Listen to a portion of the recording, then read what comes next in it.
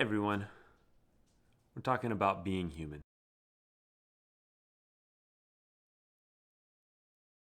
Pastor Nathan here. So the last couple times we've talked about being human, that we are hand knit, hand created, handmade by our God, and that we also bear in Him or in us His image, that we have in us the image of God, which means we bear in us the same marks of that Creator who hand knit and handmade each and every one of us.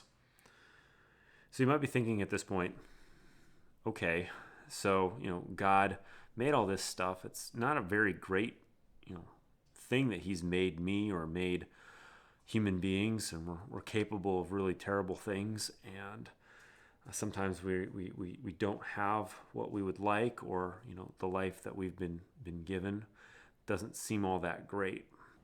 A few, I would say days, we don't know how long it was after God made everything, including human beings, and then gave it to them to steward. Sometime after that, humanity broke creation. That's Genesis chapter 3 in a nutshell, and I won't read the whole of it here, but Adam and Eve break God's commands. They break creation.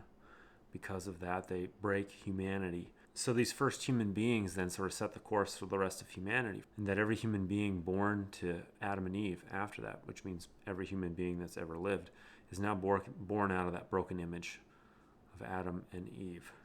That broken image informs us today. That doesn't mean that people are not valuable. It doesn't mean that people aren't hand knit, but there's a brokenness that clings to us now. It's called sin. It's called original sin. Holds on to us, and then also the sins that we commit on a daily basis. Yes, human beings are capable of terrible things, but at the same time, human beings are still capable of some good towards each other. That image of God isn't completely blown away, even though there is brokenness. A broken mirror still can reflect some things, and that's the same with humanity. But regardless, we're broken, and so if life doesn't seem right, it doesn't seem like it's going like it should, if it doesn't seem complete, it's because it isn't.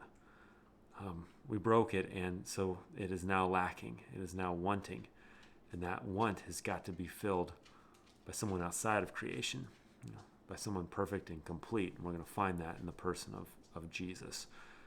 But we'll talk about Him in a couple of weeks. But right now, thus far, in being human, we are hand-knit, handmade. We bear in us the image of God, but it's also broken. And so it isn't quite right yet. We'll talk more next time. Take care.